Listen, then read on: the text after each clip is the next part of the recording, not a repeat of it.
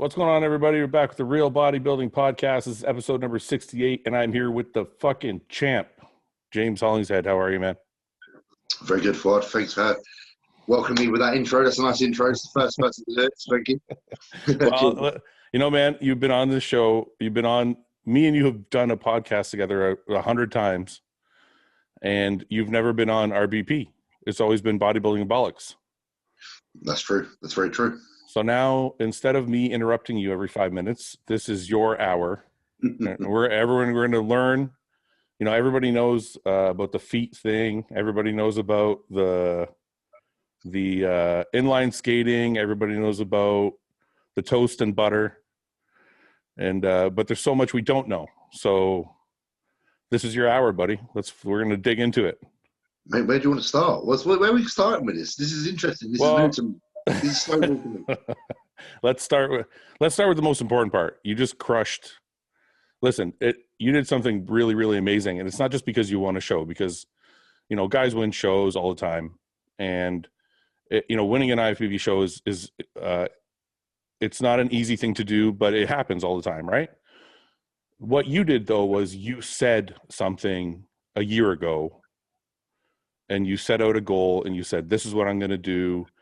And you literally showed us your progress and tracked everything all the way through the year. Mm-hmm. And it's not often that you see somebody do exactly what they say they're going to do. Yeah. And I think that's actually, to me anyway, more impressive than, or what makes the win more impressive than it already is. You know what I mean? Yeah, sure. That is funny actually, that isn't it? Because I had this real outlook this year about I wanted to be very clear in everything that I did in order to get to here now.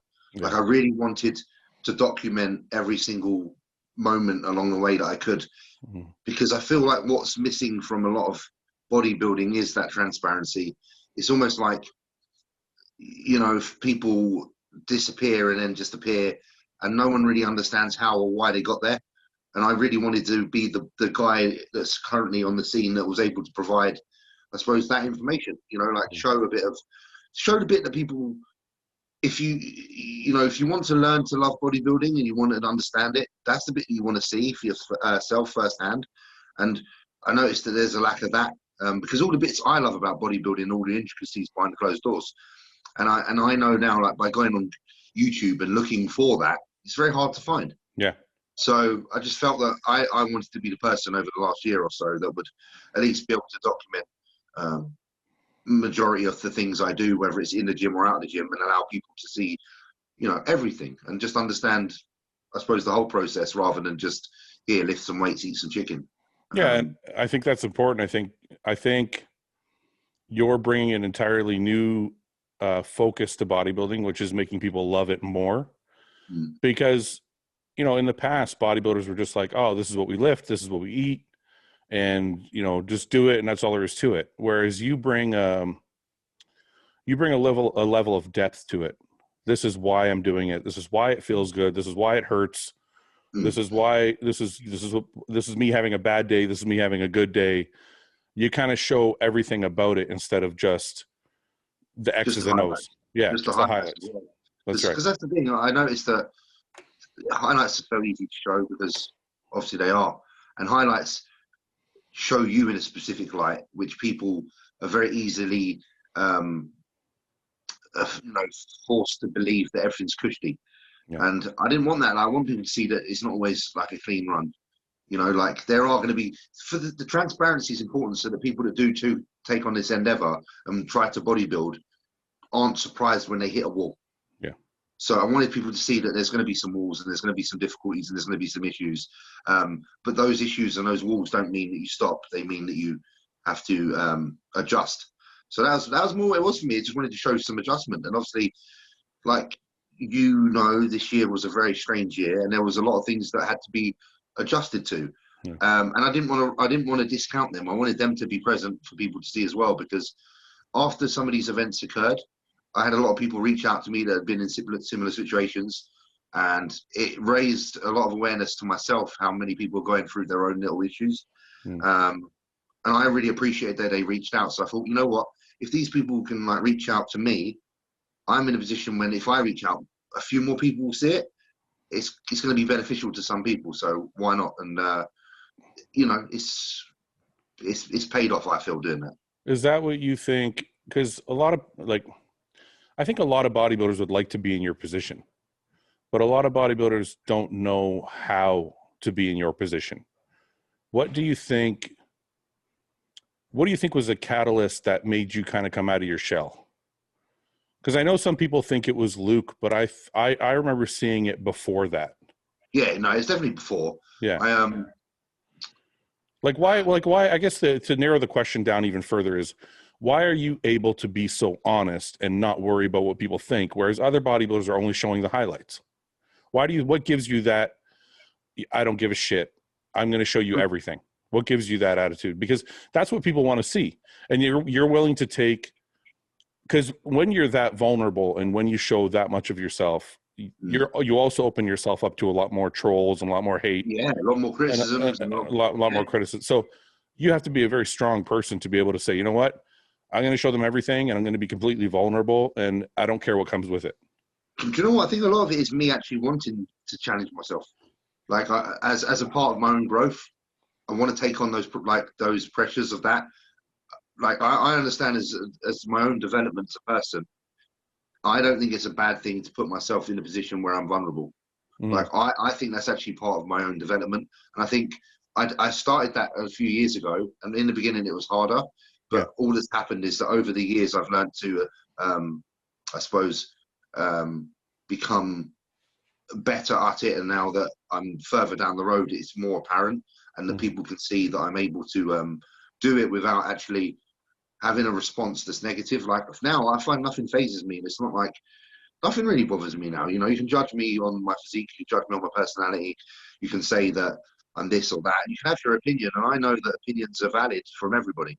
You know, I don't judge people for having an opinion. I think everyone's entitled.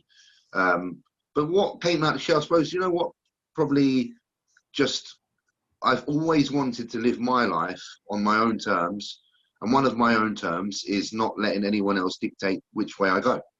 Okay. You know, not allowing anything or anyone's, you know, I don't read books because I don't want to be, this is weird, this is my own opinion, yeah, and people may disagree. I don't read books because I don't wish to be influenced.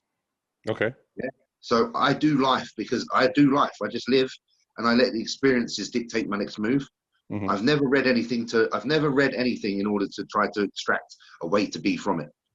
I've always just been. And I like that. Sorry, I don't want to interrupt, but that actually brings me to a question, because you're a very cerebral bodybuilder. Like you're very deep in the way you think, whereas most people, like, listen, I saw a sports psychologist for a while, probably for a couple of years, and I read a lot of self-help books. A lot of it was tied to my anxiety and other things like that. You seem to have all of those traits of somebody who read a lot of self-help books and a lot of like studied their own mind, but you never read any books. So like, where does that depth come from? I know, it's weird, isn't it? It's weird. It's almost like I've just pulled something out of myself internally. I spend a lot of time in my own head. I think maybe we all know a bit more than we think we know, but we just got to go into ourselves a bit more, and sometimes venture a little bit deeper into our own, you know, the chasms that are there, because I think we do know more than we let off, and maybe we're all a little bit scared of our own ability and scared of our own knowledge, and we seek other people to try and attain knowledge, when really spending 30 years on this earth and living through things, if you were to go back in your mind a little bit deeper, you could probably extract half the answers for yourself without having to look elsewhere, because you've experienced as much as the next man. Like me, and we've probably experienced enough things to have calculations and formulas in our head in order to understand how to go forward with the right decisions. I think a lot of us lean a little bit too much on wanting to be like others, or thinking that others have the answers, or that others have the right way, when really, if you just got a little bit of belief in yourself and you ask yourself, how should I go forward? I think more often than not, you probably would have the right answer if you delve deep enough. Yeah. Spend a bit of time on yourself, be a bit self-aware, and just be conscious with your own, you know, abilities and your own, like I say, experiences and knowledge. I just think, don't sell yourself short. Don't think that you don't know, because you know more than you think. Do you do any type of meditation or self-reflection on a daily basis, or is it kind of just it comes and goes, like, as you feel like it, you think? No, just make sure that I spend enough time a day thinking in a peaceful place, in a peaceful environment that allows me not to be disrupted by other goings on. So that I just have enough time every day to myself to basically reset and just basically just clean out all the, I suppose if you're thinking of yourself like a machine, there's cobwebs and they just need to be wiped out every now and then. So I suppose on a daily basis, I tend to just go over it with a duster and make sure that all those little cogs are clean and spinning the right way, and that the day starts right. I don't know. I suppose that's why I do cardio in the mornings, even when I don't have to. Sometimes for me, that's like a 20-minute reset mentally. It allows me to just put everything into place and in perspective. And then from that point forward in the day, I'm just in the position to really, really keep moving forward with no doubts and no questions. It's really weird. As long as I've got 20 minutes at the beginning of the day in my own space with no voices in my head apart from my own, I seem to be able to contrive a perfect day. Okay. So I don't know. That's just that's what it is. So sorry. So I know you've had a lot of experiences growing up that might have, were negative. Yeah. And we've talked about some of them, and I don't know if we want to bring them back up, but do you think some of those things that have happened to you through the course of your life have led you to be as strong as you are now? Because you seem like you're very centered and you're very okay with other people's judgments and other people, the way they look at you and all. Do you think all the things you went through in your early childhood, teens and all that, do you think that helped you kind of get you to where you are now? Oh, without a doubt. I think every single moment up to this point has added to what the character is now. Like who you are now is from everything that's happened before. And like I say, some of those things, as negative as they may seem, are they really negative if they teach you lessons and if they build your character and if they strengthen you in the long run? I don't know. I appreciate everything that I've had that's negative. I don't think anything's bad that's ever happened in my life, really, because I'm so grateful for where I am today. Mm-hmm. So how do you take that? I just think, there's some things that have happened in the past that are tragic. And if I could change them, then obviously I would choose to. But at the same time, everything that has happened has led us to this point. And, I'm one person that I can generally put my hand on heart, sit here and say that I'm very content with where my life is. And I'm very appreciative of the exact place I'm in right now. Yeah. Like things, okay. Like I wouldn't be who I am if these things hadn't happened. So, yeah. All right, well, let's go back. Let's lighten it up a little bit. So we'll go back to the beginning of the year, and then we'll get a little deeper later. So of course, at the beginning of the year, I remember when you signed on with Patrick. Yeah. You were with Chris Aceto, and I remember you revealed that you were going to sign on with Patrick during a podcast with me and Luke. So Luke, I was fun. I remember Luke being upset because he's like, what the fuck? He's like, I'm your fucking friend. Why don't you tell me? So at the time when Luke was like kind of, I don't know whether you want to say he was upset or caught off guard, did you have any second thoughts or any doubts, or were you positive Patrick was the guy and that's where you wanted to go? No, I was positive. By the time I've made the decision, usually it's because I feel it's the right one. Okay. I don't, once I finalize something, it's normally because in my head, it's meant to be final. Yeah. So I was content. I suppose I was a bit embarrassed actually, because it was a discussion I didn't have purely because I didn't want to seem like some coach jumping pussy. Yeah. Yeah. I got you. But, like I said to you before, it is about what you're comfortable with, isn't it? What was it about Patrick at that time? Because you had been through, I mean, you worked with Phil Viz and you worked with Chris Aceto, and I'm not sure. I think you worked with a couple other people. I'm not sure who else. Yeah, I've worked with you. Some good people. But what was it about Patrick that made you realize, like, okay, this is the guy? So, when you talk to someone and you just click. Yeah. You just, like me and you are friends. Like, it didn't take long to become friends. Yeah. Yeah. It's the same shit. Like, I can talk to someone with a forced effort for a while. Yeah. And it can be beneficial, yes. Or I can talk to someone and it just goes like that and I'm not even trying. And that was like an instantaneous thing with Patrick. It was just like when we spoke, it was just really natural and organic. Half the conversations we were having would deviate from bodybuilding and actually talk about life. And I thought, you know what, this is the kind of people I like. It's just the kind of people I like. I'm more into the whole thing rather than just the thing. Yeah. And that goes for most of the people that are in my circle. Anyone that's in my circle isn't in it for one reason. We usually have many things we talk about. Yeah. Because I like people as what they are as a whole. And Patrick's just one of them human beings where I'm like, you know what, this guy's a very good person. I can see this person being around in my life for a while, and I can genuinely see myself caring for this person as much as some of the others that are in my current circle. Because I just want a group of people, a team of people who each one of them means as much to me as each other, and that's all. It's a family basically for me. Yeah, and that's the same with same with coach. I don't look at coach like it's just a job. I look at it like it is a relationship, because I do think there's a lot of stresses they take on board for you, and vice versa. There's going to be times even when your coach actually needs to lean on you a little bit because something might be happening. Yeah. So basically it's just an organic friendship, to be fair, that just steered that. Was there anything along the way, like when you were, you started out, was there any point after you had started where you were like, this is too much, this is not for me, this is too regimented, too detailed, because I know Patrick's programs are very, very detailed down to like the very last dot. So the thing with Pat, is like he can back up everything he says for me. Yeah. So it was the whole, like when he's like, there's no cheat meals. Obviously, I'm like you, Fouad. I like a bit of food. Yeah. And but on the back of that, it's like, but you can be this good, James. Yeah. And I just believed how good he said I could be more than I believed in the need for a meal. Mm-hmm. Mm-hmm. So it's when he says things, how much I believe him. So when he tells me now what I can achieve, that is always more alluring than anything else. I seem to just have a massive amount of faith in his kind of promises.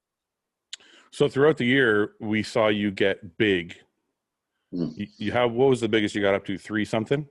Yeah, I went over 300. We went to about 302. This is funny. On my latest YouTube video, you'll see a picture of me when I was dieting at the beginning of the year, and I got down to 275. Mm-hmm. Patrick took over. We pushed me up to 302, and we came back down to this show. Yeah. And you see the difference. It's hilarious. Like I was 275, and I looked shitter, softer than me at me at 270 this time. Yeah. Looked 10 pounds heavier than the 275 and leaner. Yeah. So you were 270 on stage. I was probably about 265 this show. That's pretty good, man. You only lost 35 pounds, 37 pounds from your peak off season. Yeah. It wasn't too bad. It wasn't too bad. Yeah. And considering I think I had a fair amount of visceral fat to lose anyway. So some of that fat was just stuff that's internalized, that's been there for a while. That I probably could have got rid of, that I probably had before Patrick took me on, just because of bad habits. So, my weight probably wouldn't have to go up to that much again. If I did it again, it'd probably be maybe 6-7 pounds less, just because I've got rid of some of that kind of long overdue fat. Let's get into the meat of the conversation that I want to have with you, because I think a lot of people are wondering about it. And that is, when Luke passed, you were how many weeks out from the show, and how did it affect you? How many weeks out were you at that time? You hadn't started dieting yet. I'm trying to remember, because I remember, like, obviously I was training with Luke, and the goal for me and Luke was, Luke, let's get you to this British show. Yeah. So I was behind him in terms of the weeks out. I wasn't going to compete as soon as him. Yeah. But I was like 3 or 4 weeks behind him. Yeah. So because my main focus, I wasn't even thinking about myself at the time. I was thinking about Luke. Yeah. So I was like, let's get your first win, Luke. Let's get your first win. This is what we're doing. This is what we're here for. Yeah. So I can't actually remember how many weeks I was. Luke got down to like 4 weeks out or something. So I might have been like 7 or something. And then obviously, I think COVID kind of hit. Shit got cancelled. So everything got pushed back. So I think Luke got as low as about 4 weeks out at one point, and then everything kind of happened. And then so the COVID stuff happened. So neither one of you were dieting at that point. That's right.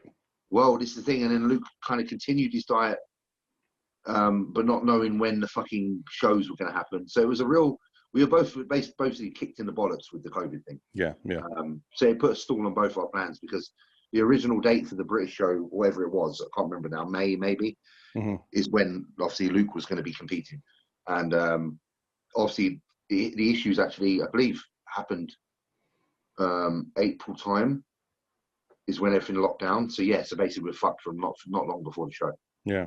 Well, the reason I ask is 2007, my father passed right before I started dieting for my first pro debut. Yeah. And it was literally like days before my contest prep started. Yeah. And I started my prep anyways, and I felt like I used that. It was somehow, I don't want to say I used it as motivation, but it was almost like the negative energy or the sadness that came from it. You do use it as fuel. It drove me.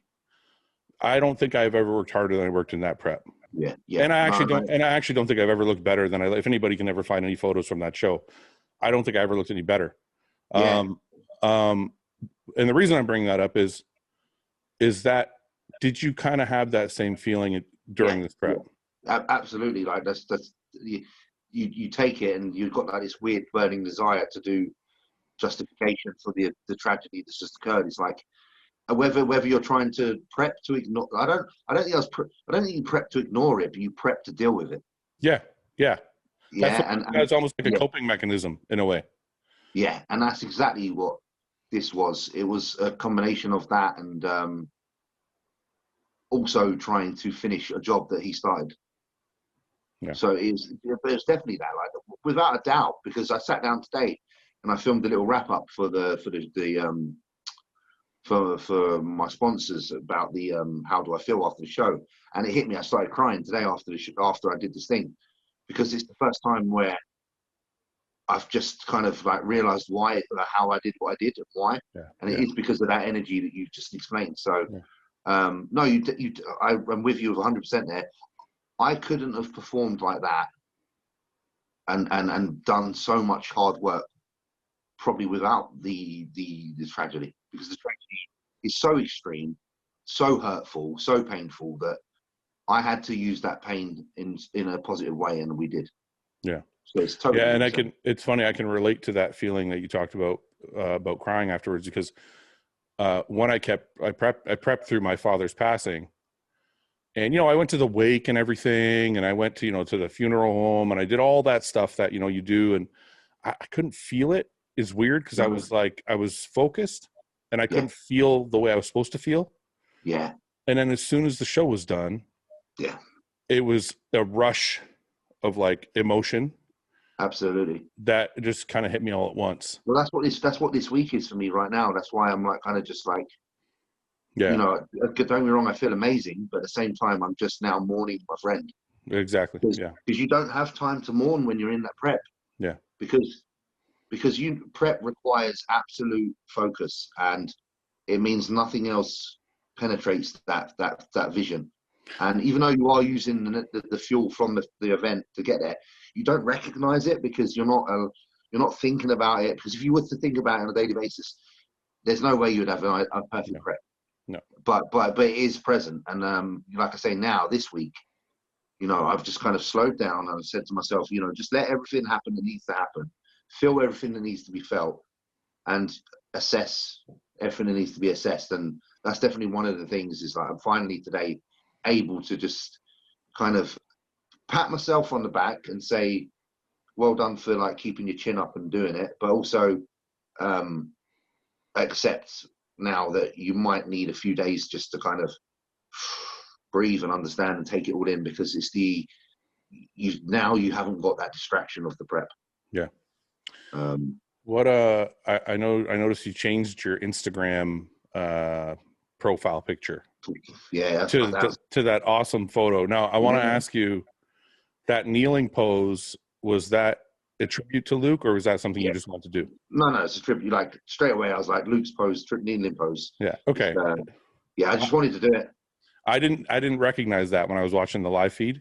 Yeah. But at one point, I think it was like 3/4 of the way through your routine, and I know you came out with the shirt and everything, and it was awesome, and I was like, that's so great.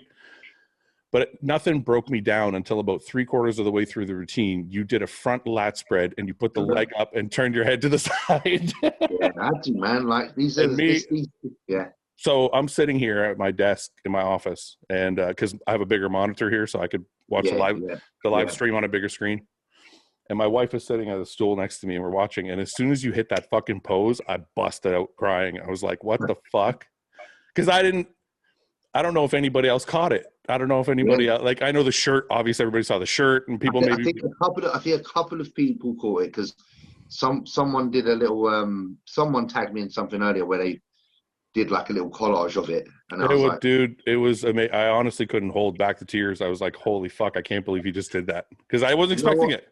You know what? I'm glad that certain people like us feel that way, because it just all it means is what he meant, and and what can we do better to honour him than do something like that? I suppose it's cool. You know, I'm glad everyone recognises that's his post. So it's amazing. It's amazing. Yeah, no, it was amazing. Anyway, so going back to the show a little bit, you said something to me the other day. Look, the live stream sucked. Like, I know it, yeah. And that's why when people were saying about my physique, I was like, I was fucking there, mate. I know how I look. So I was like, don't you worry, son. Yeah, no, the live stream, because look, I know how shredded Lucas Osladil gets. Yeah. In the live stream, he didn't even look tight on the live stream. No, so I'm like, one of the most tight bodybuilders going to yeah. That's right. So I'm like, okay, something's not right. So finally, you started posting some photos, and I could see what you really looked like. But I didn't know that. So you said to me the other day, Rafa came up to you backstage, and kind of congratulated you before the show was even over. He basically said this. He said, "What you and Patrick done is fucking phenomenal," and gave me like a proper, you know, basically like a nod up like this. I think this is your kind of show. Isn't it amazing? You know what I love? You know what I love about bodybuilding? It's such an honest sport sometimes. Yeah. Because the guys at home watching all have their favorite guys. Yeah. And they all have their opinions, and they all have whatever their favorite thing is. Yeah. But it's my favorite part of bodybuilding is the guys in the lineup. They fucking know. They know, exactly. They know even before the judges tell them. Most of the time, they know. Yeah. Right. Yeah. And I think it's a really cool thing that, you know, even whether he said it or not is, you know, irrelevant. But the fact that he gave you that nod. The thing, Raf is a really good bloke. Honestly, I can tell you straight now. Like, he's a very nice person, and he has no reason to say things unless he feels that way. Yeah. And you know, I was very appreciative of his attitude at the show, and many of the other guys behind the stage. Quite a few people were really complimentary. So, you know, I just was very happy that people acknowledged my improvement. I didn't necessarily mean, you know, I didn't necessarily think they meant, oh, wow, your improvement's enough to win. Yeah. But they certainly acknowledged the work that me and Patrick had done. And I thought that was really very, very nice of the majority of the people. Did you know, how did you feel? Like, I know everybody has a feeling when they start to strip off their clothes and start pumping up. Did you kind of know you had it? No, not really. I never, no, I didn't. But when I walked into like the posing part, I said to myself, have a Dorian attitude. Don't make too much eye contact with everyone. Let them look at you. Yeah. So when I was in the pump, I was just like, instead of being the guy that's always like, because I used to just look at everyone else and think, fuck me, they all look good. Yeah. I just said, look, go back there, keep your head quite straight forward. Yeah. Start your pump up and let other people start analysing you. But I was just like, I'm just doing this today. I'm doing this properly. If I'm doing this today, I'm doing this fucking properly. Yeah, I like that. That was the attitude, and it just seemed to be a better attitude. Yeah, that's a strong attitude. I like that a lot. Yeah, it was great. It felt good. So, well, I'm sure it did. I mean, okay, so you're doing all the call outs, you get to the end, they announce you the winner, then what?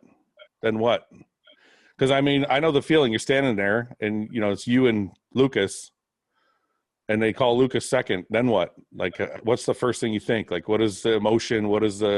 Can you describe to people how it feels at that point after a year of documenting and training and no cheat meals and no, I mean, when we talk about no cheat meals, you said to me 6 months you hadn't had a cheat meal. Yeah, it was over. Patrick actually confirmed it was over 6 months since I had a meal off. Yeah, that sounds insane to me. That's why I've had a few days now where I've been like, fuck that shit. Just had a couple of like nights. Yeah. That's why I just been KFC, like I said. Yeah. The first thing I thought is, I was just, it's just I did it for funny, because obviously the goal, you know, I haven't had a win for 3 years. I haven't had a win since I turned pro. Yeah. And you know, you're always chasing the next win. Yep. So I was just, you know, to be fair, it was just as blunt as that. It was like, yes, I fucking won. I didn't think about it. I didn't care about the Olympia qualification. I didn't care about anything other than the fact that in that moment in time, I'm the champ right now of this show. And that all of those stressful nights of not being able to eat because I'm hungry and wondering if the physique's going to be good enough, they all paid off. So it's just a very simple, very easy, very nice feeling of contentment in myself for thinking, the work's done for now. Yeah, amazing.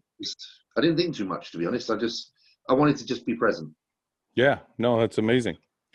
Let's go back a bit, James. I want to, because I keep hearing about your rock climbing and mountain climbing. I keep hearing references of it, and I have no idea what it means. So can you explain to me for other people listening? Because I know a lot of people listen to Bodybuilding Bollocks, and they're hearing these Mount Kilimanjaro stories, but we've never heard the story. So let's go back a little bit to see. You know, I want to know. Let me tell you why I did this. Let me tell you what. Well, tell me how old you were first. Yeah, so this is off the back of what happened. This off the back of my first national heavyweight win. Yeah. Oh, this is after bodybuilding already started. During bodybuilding, yeah. So 2014, I was 24 years old, and I won the super heavyweight British finals, but I missed out the overall to Nathan Diasho. Okay. I was burnt out from bodybuilding. Mentally, I was at a point where I needed a break. I'd been competing since 2008 all the way up to that point. Yeah. So that's quite a few years. That was a lot of my life. I was at a crossroads where I was trying to decide whether this is what I need to do or not.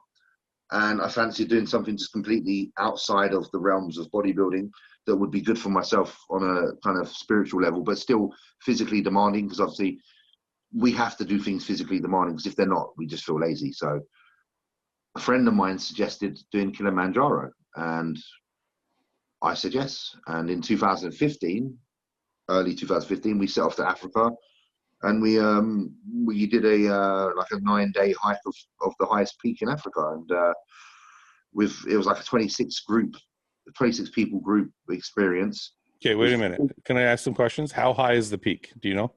Oh fuck! Like I've got the certificate upstairs. Like 5,900 meters. Okay, can I ask another question? How much did you lose a bunch of weight before doing this?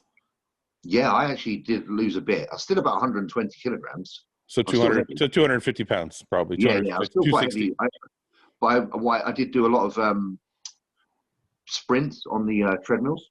I was doing intervals just to try and get fitter, and that was it. Literally did that for a few weeks. I didn't train for long. I did about 4 weeks of doing that, and I thought that might be enough. And so you start climbing, and you're at 250 pounds. You're probably obviously straight away I regret it.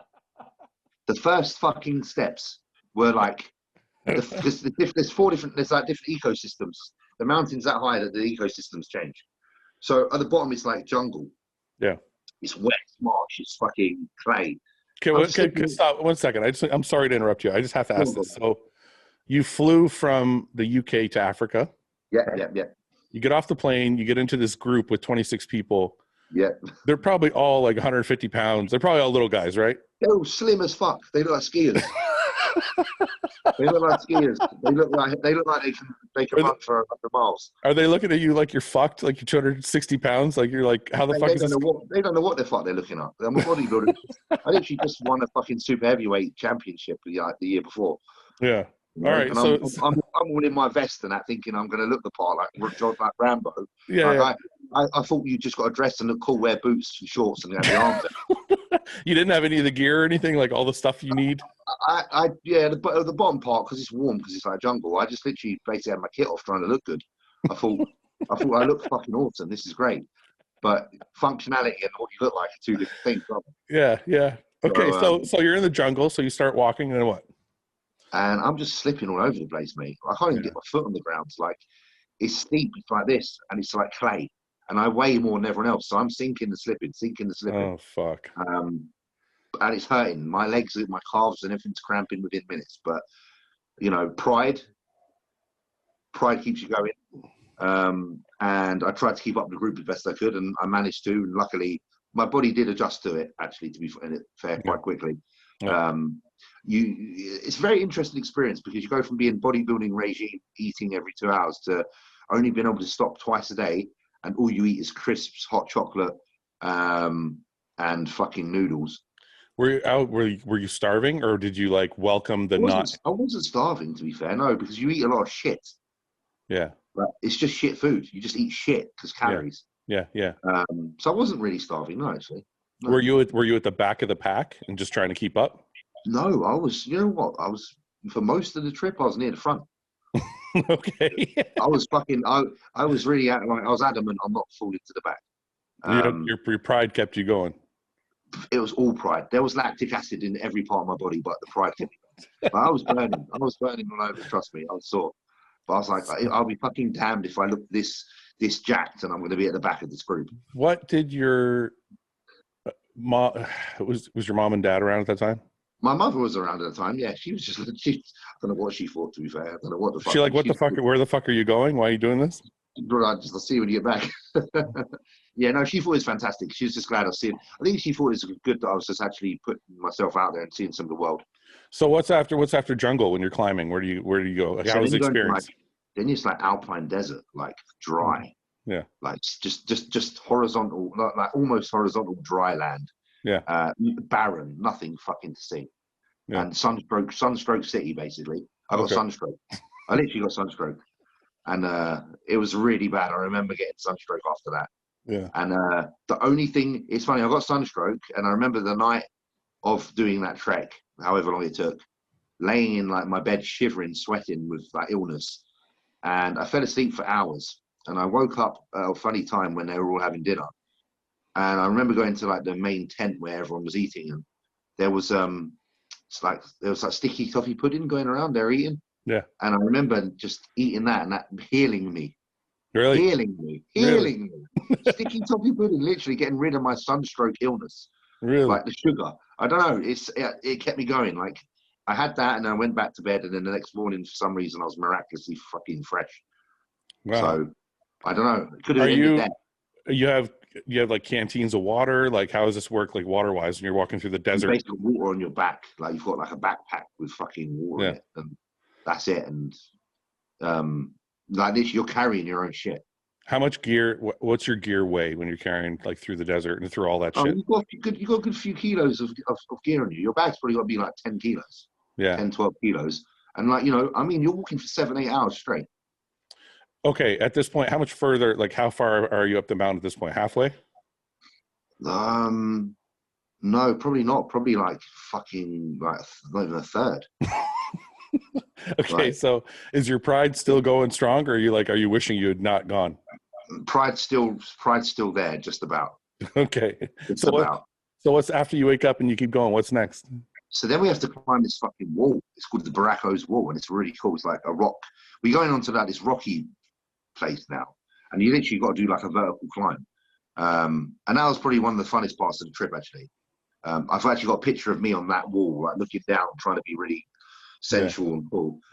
Some old picture on my Instagram with a bandana on, trying to be really awesome. But that was a really cool part. And once after you climb that part, you get onto this rocky ledge, which is then above the clouds.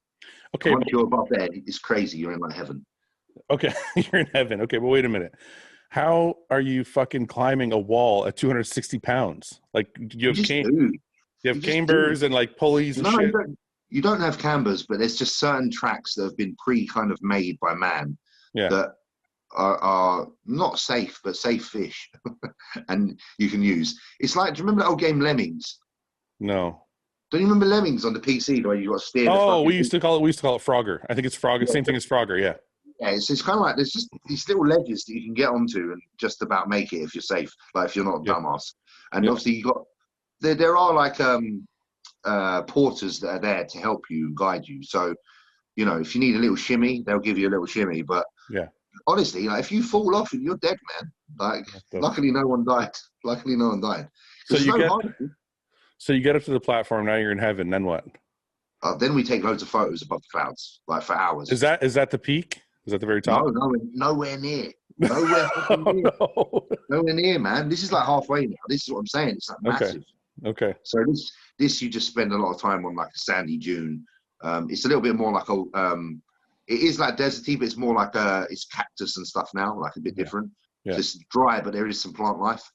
And then you get to like, after that, you get to like a really horrible part where you actually see the peak of Kilimanjaro, and it looks small, and as you get closer you realize it's still fucking massive, and the air starts to get thin, and then that's when it starts to become a problem. Are you still like gung-ho, or are you like, fuck this, I want to go back? You're past the halfway mark now, so you're like, I can't turn back. Okay. In your mind you're like, you know what, I've come this far, let's just fucking finish this shit. But it's getting harder to breathe, and you weigh 260 pounds. The air is starting to feel rather thin, and you start to feel rather drunk.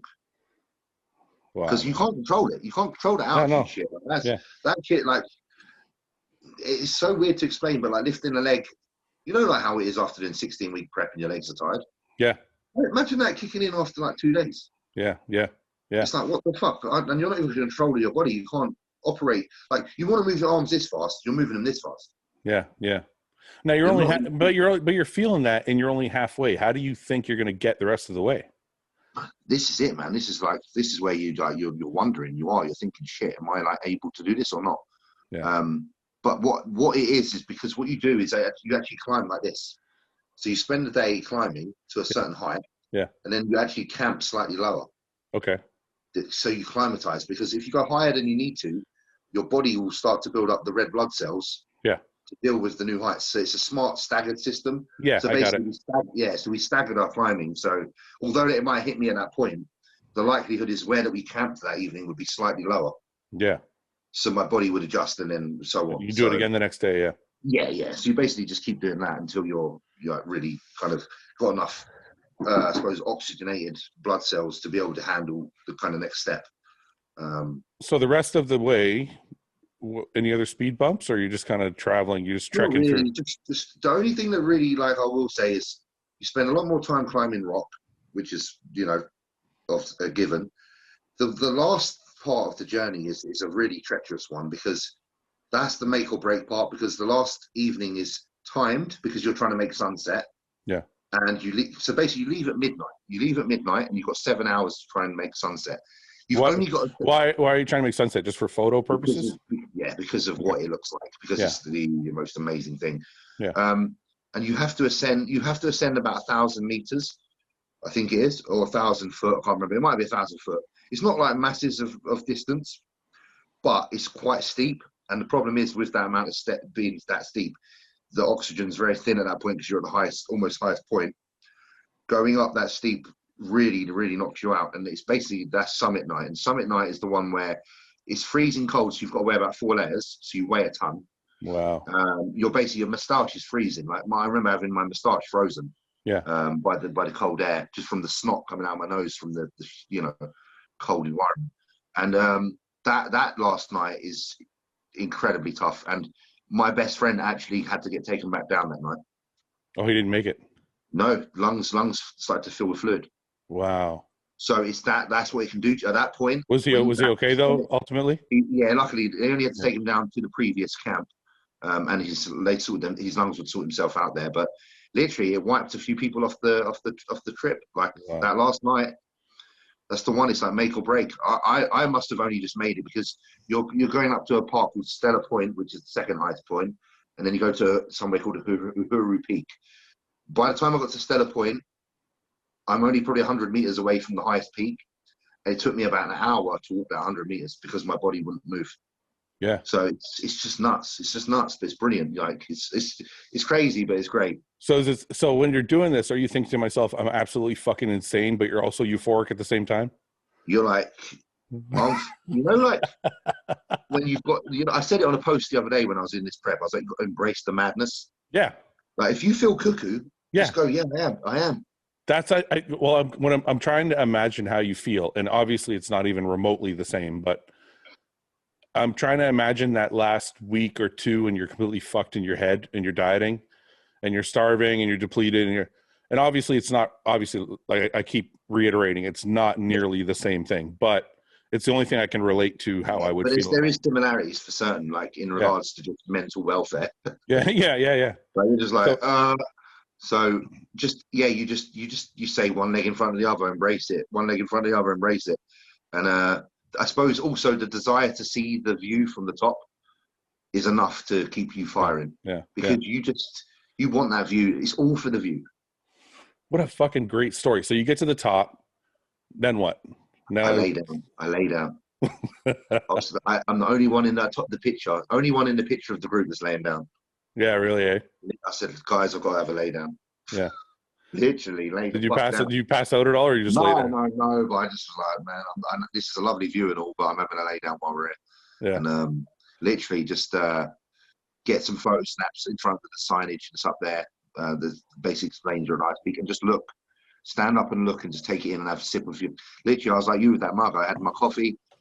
I've just taken in coffee at 7 a.m. in the morning at the top of the planet. You know, one of the highest points on the planet Earth. Yeah. And I'm like, wow. It's the same sort of journey as a bodybuilding journey when you get ready for a massive show and you just win, because the journey in length is the same in regards to the effort input. I was just going to ask you, is there a feeling of almost like elation and completion? Absolutely. That elation and completion releases a certain hormone in you that just makes you feel relieved, content, and like purposeful. It's just amazing. Like, I remember the exact feeling at the time, and I said it actually outweighed any of my bodybuilding feelings. Yeah, of course. I had one shows before that meant a lot to me, and I had to say that up to that point in my life, that peaking of that mountain was my best moment I've lived in my body on this planet. I can only imagine, but I also can't imagine how you'd walk away from that. Isn't that like an addicting feeling? Like, did you want to? So after you come down, like, is coming down easy or no? Yeah, coming down's weird because the oxygen just comes back to you. Yeah. I literally, what took me hours to climb took me minutes to come down. Yeah. Like, honestly, because the oxygen floods back in and you feel fresh. So when you get to the bottom and you know you've done this thing, isn't that, it's kind of like when I did my first show, I was like, that's pretty fucking cool. I want to do it again. Didn't you have that feeling about you know what I mean? Yeah, no. Do you know what? The first thing we did, we get to the bottom and they welcome you back to basically like the base camp with the locals all chanting. So you come back to this amazing response of them all chanting and cheering you on for making the trip. Yeah. Music playing heavily, like local music. Yeah. Dancing. Elation galore, like it's like the end of a Star Wars movie. Yeah. Like, you know when they've just returned from blowing up the Death Star, and like everything's so wonderful. Yeah. You're in this little moment of time where it's almost like you say like planet Earth's been saved from the worst possible scenario, and you're the elite group of people that have done it, and you've been welcomed home. Like you do that, and then you sit down, and then you get a beer each. You crack that fucking beer, and you just drink it, and you don't even have to like beer, but at that point you like beer. You just feel complete, and that's that sense. If you can get moments like that in your life where you feel complete, if you can get a few of those, you've lived a fucking good life. I agree. Because at that time I felt very complete. But that feeling, did you want to repeat it, or was it like enough for you to say I did? I think it's something I will definitely, maybe after bodybuilding. Yeah. I would love to go and do something like that again, possibly even do that again, because honestly, I would like to maybe do that same experience with some different individuals. I'm intrigued, man. I want to go. I'm like, I think you'd love it. It sounds crazy. It's fucking hilarious. Like, I would love to hear how much moaning you do on the way up. But that's what would make the journey so good, because we'd all be fucking moaning, like, and that moaning would only be funner and more like hilarious when you finish the climb and you're like, man, look how much I was moaning, but look at what we got to see. I wonder if we can get Ben to come with us. I'd totally do that if I could. If I honestly, yeah, it sounds pretty incredible. So okay, I recommended after that trip. I recommended to tens of people to do it. Many did. Yeah. It sounds amazing. So when you get back to the real world after that, and you're like, okay, I got that out of my system, and you're like, you know what, I'm ready to get back to the stage, or what? How'd you get back to bodybuilding after that? All right. So this is where it's really interesting, actually, because this is where I kind of fell off. So this is where my bodybuilding took a bit of a dive. The bodybuilder in me was very hungry to get back. And I decided to wing a very short prep and try to go and reclaim my title, which ended very badly. Yeah, you usually do when you try and wing it. Yeah. So it ended very badly, and then I found myself at the bottom of the pack again. Okay. So I had a lot of work to do, and I had to work from the bottom again, from the ground up, and it took a few years. So this is 2016, I'm guessing. So 2015, I even competed. I did in the end. Oh, so right when you got back, you did one. I literally went into prep straight away. Wow. Squeezed in. Do you think you did that? Do you think you did that because you were still high from the mountain climbing, and you just wanted to keep? Probably. I was fucking off my tits high, thinking, yeah, shit, let's do it. I could do anything. I was like, I could fucking do anything. I just climbed the mountain. Like, come on, bring it. Yeah. So yeah, I do. I think I got a little bit of a complex where I thought I was indestructible. Yeah. Which, fair enough. It taught me some lessons. So you got your ass handed to you, and you're like, and then what happened? Then what happened? And then the following year, I managed to improve enough to get myself back into the top 5 in the country. So I actually did get 5th. Luke won that year. Got his overall. And then the following year, I managed to get the overall. So I've just worked my way back up slowly and patiently. I just didn't give up. Yeah. It was a long process, and it was long-winded, and it was my own fault. But I didn't lose faith, and I said to myself, I can get back to where I was, and I did. So, if that's a lesson to anybody, take that as well. That sometimes you might go backwards, but you don't have to stay there. James, I usually ask people before I start these things if there's something they don't want to discuss. And I never asked you that, but I'm going to ask you now, and if you don't want to talk about it, we'll just leave it out. I have nothing I don't want to discuss. I'm very open. Okay. I want to ask you about your mother, because I remember when I first, because I think when I was with Cage Muscle, I think I got you that contract with Cage Muscle at the time. Now, you definitely did, because you was you and Summer. And Summer was working there. Yeah, you and Summer were in there and talking with the guys. So I think that's when I first started following you, and I think at that time I remember you posting stuff about your mother. Yeah, I think she must have been diagnosed around that time. So I just want to ask you if you can tell the story, because I don't know the full story, and I've always been curious about. Yeah, no, of course. Were you close with your mother? Yeah, very. I'm my mum's son. It's like. Did you have both parents growing up or no? No, my dad left when I was 6, so it was very much one mum parent. Yeah. She was mum and dad for me and my sister. So, she played both roles. She worked 2 jobs. She would often work, stacking shelves at night and then doing cleaning in the days. She was like a real soldier. You think you got your? Can I ask you something? Because I know a lot of people try and teach their kids how to work, and I think kids learn from watching instead of you telling them. Yeah. I feel like I got my work ethic from my father, just watching him go in and out of the house. Do you think that's where your work ethic comes from? Yeah, without a doubt. Subconsciously, it's not even a conscious thing. I wouldn't have said that's why if you were to ask, but then without a doubt it is, because it's something I'm used to. Yeah. I'm used to someone refusing to let everything that she's worked hard for to fall. When my dad left, she was left in a really troublesome position to be able to afford a house. Yeah. And she never quit, never surrendered. And I suppose, although I didn't know that, I knew that. So it's it's institutionalized in me. It's like kind of without having to really speak on it. I suppose it is inside me to be that way. Refusal to kind of let things fall away from me or leave my palms without trying to hold on to them. Yeah. I hate that. I hate losing things when I know I could have gripped harder. Okay. I think she definitely installed that in me, because she was absolute warrior, really. Yeah. So with mother, so it was my first year as a pro. I was getting ready for shows, and I just remember getting ready for Prague in particular, which was it was like around about, I think it was like October of 2018, and I remember her giving me a phone call not long before, during my prep, like similar with you. But obviously not similar, because she hadn't passed away, but she basically told me that she's been diagnosed with bowel cancer. And I just remember getting ready for the show thinking maybe I should stop. I had a phone call with my mum, and I just remember her saying, "You never quit. Don't you ever dare stop. You keep going. You do that show for me, James." So I just, I just kept on the prep. It was my third show of the year. I hadn't managed to place in a show yet, and I was a bit pissed. I really wanted to try and crack one more go. And so I prepped for Prague, and Prague was really important to me because it was my first top 6. So I managed 6th, which sounds like not a lot to some people, but to me, it felt like a win, because that win, that was a win for me and my mum, because it was like, it was a result I really wanted, and it was a result off the back of everything that had happened with her. And like I remember, like Nathan being there, the Asher, Samson got 5th, he done really well, Rowley, and I just remember like Nathan and I get on with we're friends, and I remember Nathan knew what was going on with my mum, I think, at the time, and I just remember him giving me like a good pat on the shoulder after I got 6th and just saying well done. Like he was, as a friend, he was actually pretty proud of me.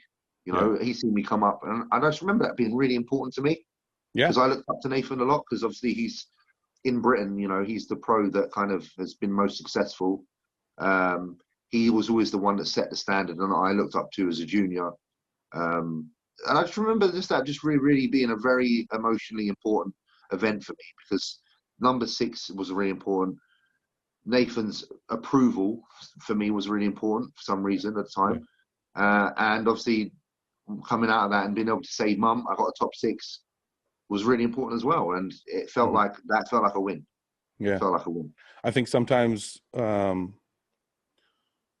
people put a lot of stock in what fans think and what judges think, but for us, sometimes our peers' respect is sometimes the biggest respect. Yeah, like the respect from Nathan meant a lot to me. I never had it. I never had it before that. Yeah, well, I mean, he's your peer, but he's also somebody you looked up to. It's kind of like, Branch Warren in 2014, when I took 2nd to him, kind of gave me a nod, like he was impressed. Yeah. And that nod, just a nod, like, I knew what it meant, and he knew what he was, saying. It's like he's a peer, but he's not a peer because he's Branch Warren. Yeah. Yeah, he'll always be, in your mind, he'll always be Branch Warren. Yeah, so that I know what you mean. That sometimes that pat on the back is huge. Oh, massive. Yeah. It was really important. So what happens after the show? So after the show, I kind of go away. Just had a chilled out Christmas. I remember with Yannicka, just kind of shut down, see Mum, make sure she's okay. She was obviously very early in the stages of the process, so you assume things will be good for a while, which they were for a while. Following year comes around, and I decide to obviously pick some shows because I'm keen on trying to represent myself as a bodybuilder who's not just a pro but an active pro. I just wanted to be active. Yeah. The thing for me in the beginning as a pro was get myself out there. Yeah. Let the judges learn my name so that I'm no longer number 9 or number 10. Because what I noticed is with the judging is that when you first start as a pro, you are a number, and in time you become a name. Yeah. And I was like, I'm only going to get there if I keep showing my face for a while. So the goal for the year for me was just try and go out there and do pretty well. I wanted some podium finishes. Yeah. Which actually, fortunately, I managed to get 2 that year. I managed to get 3rd place in Spain, my first show, and I managed to get a 3rd place in England. I managed to get a top 6 in Toronto, and I managed to get a top 5 in Romania. So it was, for me, it was like a really successful second season. Yeah. And obviously what happened that year is that, so this is 2019. I'm just trying to remember when Mum passed away in August the 10th, I believe, of 2019. So I finished the year without Mum, basically. Romania, the last show, was my way of dealing, like you, with your father almost. Yeah. My way of just, using my bodybuilding as a friend and as a tool to get by a tragedy. Yeah. And just to give myself a focus so that I didn't sit home and dwell on what's been. Yeah. And I did it, and I was pretty happy, and I was very proud of the top 5 finish there, considering the circumstances. We had 23 people in the lineup. I dieted really quickly. Chris Acito managed to, lose the weight in like 5.5 weeks. It was a very rushed prep, but all things considered. It saved me from probably some self-destruction, and it showed again why bodybuilding is a very unique tool and a very, I don't know, a very healthy thing at times. You know, it kept me sane. Do you think bodybuilding has helped correct your life? Because I know you said you got in a lot of shit when you were younger. Yeah, oh, definitely. I used to be a shithole. Like, I was an arsehole. I used to fight for no reason. I was a prick. Like, I always had this complex about, not superiority, but just wanted to be respected. But I always sought respect in the wrong way. I was taught by mobsters, young people involved in crime, like young gangster families, like people that their family were quite naughty, that the way you earn respect is physical. Yeah. So I would hang around with them and wish to be like them, and I thought that you earn respect by being the person people fear. And in truth, that's not the way it is. And I learned that after I'd done a couple of bodybuilding shows and saw what sort of respect you can get from other people, like your peers or fans or friends. And I just realized that there's a multitude of ways to earn respect in the world. Did training come about because you were trying to get bigger so you could beat the crap out of people more? Pretty much. I was just getting jacked up so I could smash people's heads in. Like, honestly, I was boxing. I was doing like some martial arts, and I was literally doing weights just so that if any clown ever gave it to me, I could just smash their head in.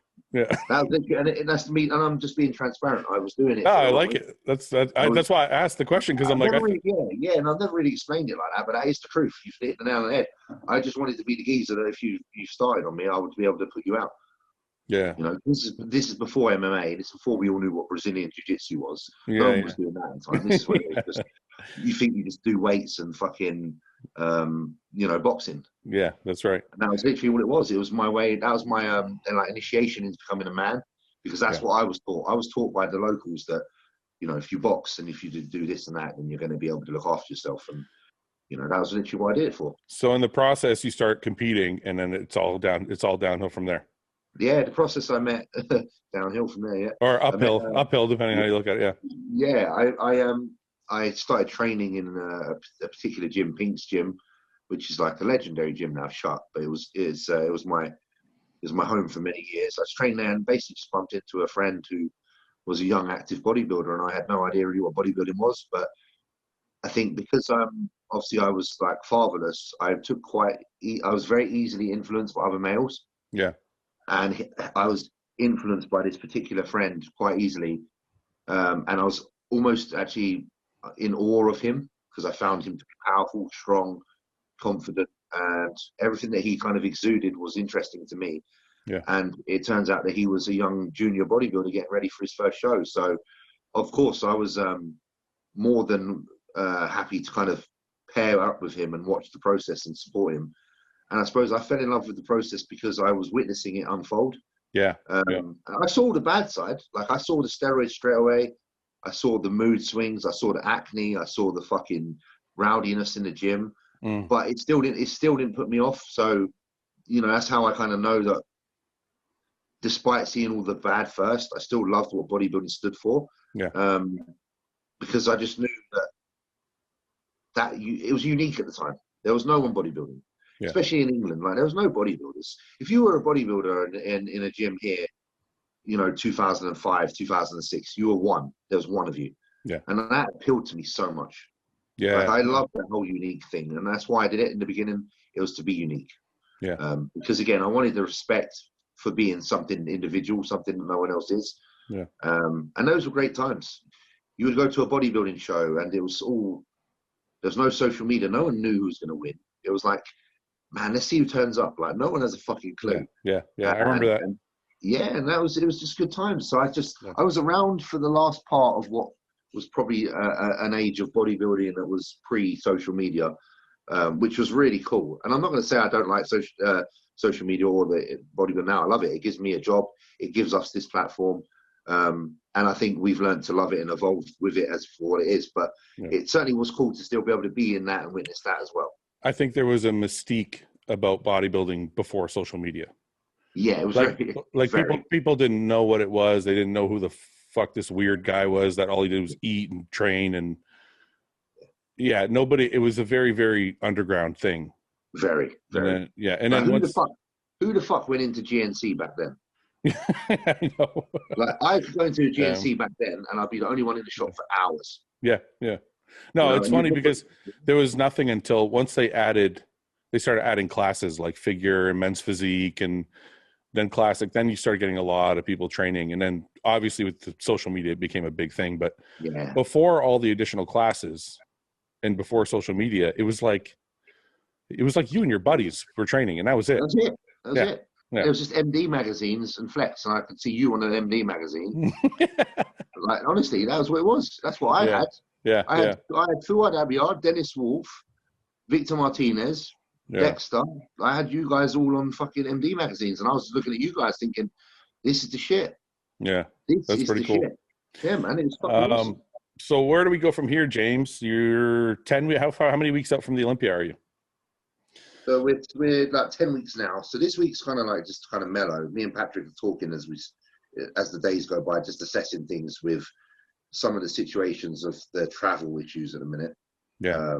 Because obviously UK is on a ban list from the US. Yeah. So it's a very funny time. It's not so straightforward for. Can you get to Canada? This is the problem. No. So there is some issues in a minute, but I've obviously emailed the IFBB. Yeah. And they are in the process of writing an email back that I'm waiting to hear from to allow me to know further instruction of what we're meant to do. So basically, this week's just kind of semi-chill. Don't stress too much. Yeah. Don't deviate. Don't go crazy or nothing. But you don't have to stress. It's like there's a week where you can just be a bit relaxed and see some friends and stuff. So basically, just taking one day at a time. I'm still getting up in the morning, going to do my cardio. Still do a bit of posing in the mornings. I haven't actually trained properly yet. I did some hamstrings yesterday. Mm-hmm. Rested today. Because my body still feels like it needs a bit of rest, if I'm honest. So just letting it get some, because I haven't actually really ever given it that. So from here, it's a waiting game for a couple of days, and then we'll know more, if I'm honest. Isn't it crazy how long it actually takes to recover from a prep? You think in your head, like, okay, once I've eaten some food and I've slept a couple nights, taken a couple of days off from the gym, I'm probably ready. Yeah, but then when you get back and you realize I'm beat the fuck up. There's some real deep recovery requirements needed. And I wonder if a lot of those are like a psychological thing as well. Because of like on this front, especially like with this particular prep, like a prep like you had. Yeah. It isn't just the physicalities of it. There is some things in mind that also have to be kind of refreshed. I think I'm going to have to call my sports therapist again. Get back on him. No, I have to be honest with you, man. It's. I don't think I've come to terms with what it actually means, right? Like in my head, I think to myself, there'll be a show somewhere. I'll get healthy again and I'll get back on stage. And I don't think I've actually come to terms that there might not be another stage, right? And I think there's some like deep-seated shit that I got to deal with. I think that's sensible. I think it's great that you find someone to talk to, because listen, if it's coming to your mind and you're thinking you need to talk about it, even in the slightest, then you do. Yeah, it's not like it's weird sometimes, with I don't want to say depression, because I'm not like depressed, but there is a state of I know that there's a well-being being slightly poked there. It's just weird when you're like, I'll give you an example. I can't seem to get on a proper diet. I've been like, every night I'll eat some shit, and but listen, it's not because I actually want to. No. It's like something's fucking with me. Yeah. You know what I mean? It's like almost like I'm eating out of emotion. Yeah. Instead of actually like hunger or cravings, because I'm not craving. Nothing to do with hunger or cravings. Yeah, I'm not craving anything. It's just like I'm in this weird fucking place where I'm like, fuck it all, right? Yeah. So I'm trying to like manage that in some way. So anyway, that's a whole other podcast. I hear that though, because I do understand it, because I can tell you now that on an honest level, like I'm kind of like that this week. Like, you know what? That's a perfect example. Okay, I'll tell you what it feels like. That post-show letdown where you're like, everything is going like this, a million miles an hour. Yeah. And then you win, or even if you don't win, even if you just do the show and you do really well or whatever, and then there's nothing. It's just like a cliff. Yeah. You're kind of like in no man's land. You're like, okay, I can go do cardio, but does it really matter? Like I can go to the, everything just drops off, right? Yeah. Because you've gone from being like this 100% machine organized to even some parts of the parts of the machine not being required anymore. It's like, why should I even fucking do some of them? Yeah. Like, it's weird. Yeah, no, listen, I like I say, because I've got this week where it's kind of like limbo myself. I'm like, should I just go get breakfast somewhere? What should I do in my day? Blah, blah, blah. Like, do you know what I mean? I know. Trust me, I know how you feel. Yeah. I do know how you feel. Yeah. And like, should I train today? Should I do cardio? Like, part of me, like, I know. I absolutely have an understanding of how you're feeling. I may not be able to word it right, but what you're saying right there, if the people understand, I get it. Yeah. I get it. All right, James. I wanted to touch on a couple things, man. I haven't, like I said, we've done a bunch of podcasts together. Yeah. And I've never dug into like any of these things I keep hearing about. So I wanted to. Yeah. You're going to do the Olympia though if you get the flight over? If I can get there, I'll do it. But I just don't know if I'm going to be able to get there. What I'm hoping, and I'm going to be honest with you, because there was apparently talk of this, but I don't know how true this is that if the UK can't get there, that they're going to carry the qualification over to the next season. That would be cool. And I'm going to be 100% honest with you. I that's the scenario I would like most because of this uncertainty. Because it's very hard to commit to something when you're told that you might be able to do it. Yeah. You might. Yeah. Okay, you might be able to get into Vegas. You might. Yeah. And I'm not. How the fuck me? How how I am. Yeah. Like it's especially someone like you. You need all your shit. Working with Patrick, everything is very precise. Yeah. If we're going to lay out a plan, it's going to be like the plan of the plan. Yeah. So that's why these next few days, like I say, are really integral for me. If you get the qualification for next year, like if they move it, are you going to wait a whole year to compete? Yeah. I fucking look what I did with Patrick in 6 months. I know. And I'm like, imagine what I could do with double time. Like, honestly, I feel like I could be like stuck in top 8. Yeah. I was just going to ask you that. If you, let's just play a hypothetical game. Yeah, I'm happy to. If you get to the Olympia this year and you're able to get there flight wise and all that shit, where do you think you could land? If I could be 5% better than Spain, I think top 10, maybe 10th. 10th, eh? Maybe.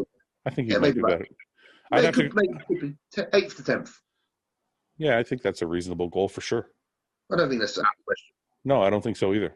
No, and that's just, I'm not going to blow smoke and say I'm suspect because I'm not. But I just think that's where I'd land. Yeah. Hey, I've been posting some things, and I don't know if you're offended or not. I can't imagine you would be, but I've been comparing you to Branch Warren. Is that bad? I like that. No, I love Branch. Listen, I don't know.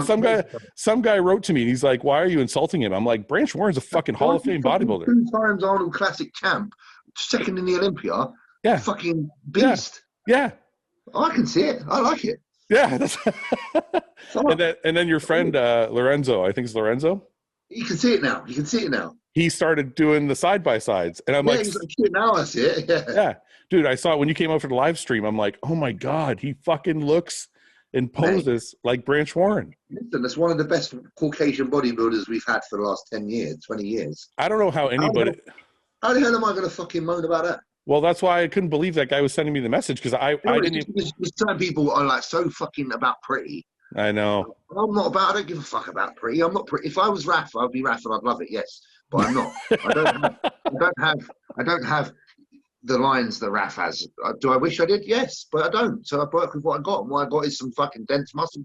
Raf has got a pretty physique, though, doesn't he? Raf is beautiful. Is it like it's like somebody fucking? It's like somebody drew it. It's just like, wow, look. If you put that statue in front of my house, I would put that statue. It's him, and I'd put it outside my house. Yeah, I agree. He's got one of the nicest physiques on the planet. But like me and Patrick say, you can only play with the cards you're dealt, and that's right. I can be dense and I can be nasty, so I've just got to do that. So yeah, just play your game, man. Play your game. But I don't know where we were with that now. I've got lost. I don't either. All I know is I did see the similarities between you and Branch, and I think it's absolutely incredible because, you know what, man? If somebody said to me, "You look like the guy that was second at the fucking Olympia," mate, how can you moan? I would be like, "Oh, fucking thank you." So Sure thing. yeah. Definitely. But anyway, man, listen, I'm really happy for you. It was a really good win. It's been a crazy year. I'm happy to have come along the journey with you. We're texting at 4 a.m. sometimes when you couldn't sleep and you were hungry. So it's nice to see you come through with the win, man. No, I appreciate that. It's a bit of a fairy tale, really. It kind of is. It kind of all worked out in a nice way, and it's cool. You know, Ben just had his son, and you know, you had your win. It's been a good week for definitely. It's been a good week for the bodybuilding and bollocks boys. Yeah, it has. It absolutely has, man. Absolutely. Listen, I appreciate you taking the time, brother. I'm sure we're going to talk again soon. So I'm just going to let you do your thing today. Enjoy some more food. I think I'm full. You saw that picture, didn't you? Yeah, James ate KFC. So you guys. Do you know how much we had though? How much did you eat? So there's 4 of us sitting there. 4 of us, yeah. Yeah. One's a very small, slim chap. One's not eating a lot because he's got a bad stomach, and there's me and my friend Dean. Yeah. There's 3 whole buckets. Yeah. There's 3 whole pots of popcorn chicken. Yeah. There's the fucking chili bites. We'll put it this way: there was just too much food for us. Yeah, yeah. And I've probably had like 600 grams of protein in the last hour. So I'm pretty. I love hearing that. That's great. That's the kind of shit I love. Yeah, man. At the end of the day, listen, it's good time with good friends.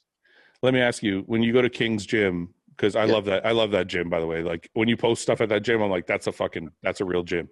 It is a real gym, man. When you walk into King's Gym after this weekend, what kind of reception is there? Is it like the shit? Like they are very good to supportive.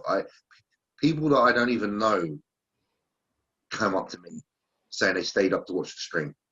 Really? Eh? You know, like there's new faces in there I don't even know that come up to me saying congratulations. That's amazing.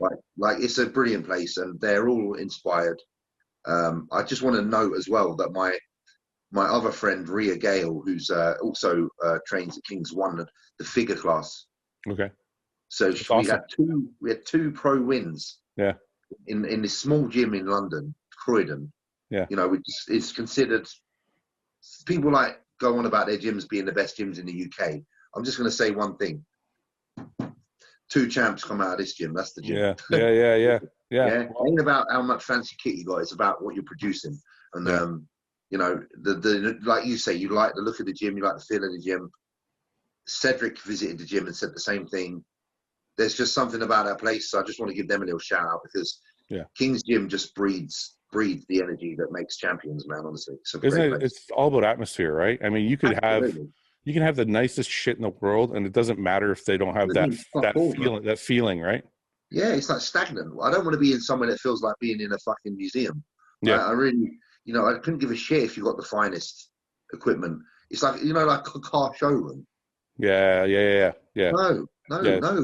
No character. So you got a car showroom, or you got a shitty garage where it's like West. You know, what was that program? Pimp My Ride Garage, where you used to fucking. Where would you rather be? I'd rather be around the Pimp My Ride boys. Shit. Yeah, man, definitely. Well, congratulations. I think it's amazing, James, and hopefully you can get to the Olympia, and we'll see you there kicking some more ass. I'll keep you updated. I'll definitely keep you updated on that. We talked. Well, we're gonna talk. We're probably gonna talk tomorrow, dude. Exactly. So once I know more, you'll know more, and we'll take it from there. But what I will say is, regardless of what happens, I'm very excited to see what me and Patrick produce in the next. Yeah, I think everybody is. Because the sky's the limit, man. So definitely. We'll see. All right, brother. Thank you for the time, man. We will. We'll catch up soon. 100%. You too. Take care, brother. You have a good one, man. Bye-bye. Bye-bye. Thanks for watching. Please subscribe, share with your friends, and like the video. And if you get a chance, check out the description for all the different links to all the different places you can find Hostile and myself. And lastly, check out hostile.com for our new line of supplements and all of our apparel and gear. Thanks again for watching.